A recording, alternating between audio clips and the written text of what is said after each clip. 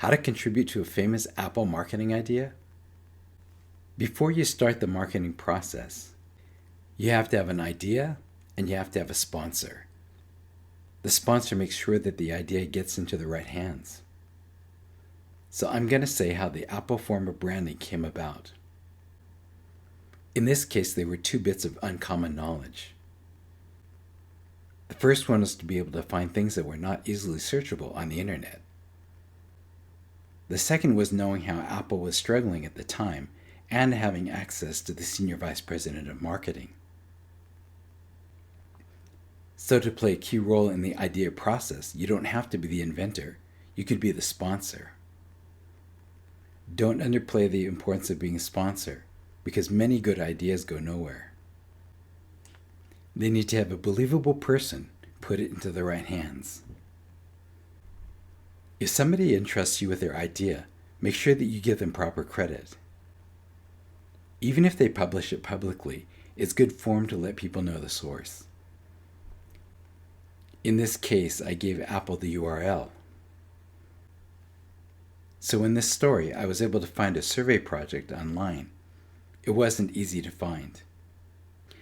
The survey put Apple at the top of brand power, which they called brand recognition times the amount that a company is being liked.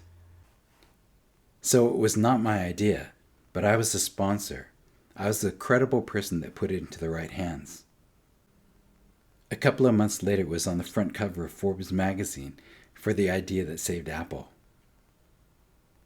The brand power allowed Apple to market their brand and cross into new markets. There are 4 bits of bonus information. Just like the last story, there's a gap, and it would be nice to have some confirmation. But in this case, I'm confirming for the guys that originally made that survey. So for your information, I asked Professor Fred Hoare after class, "Did you know about this before?" And he said, "We've never heard of such a thing."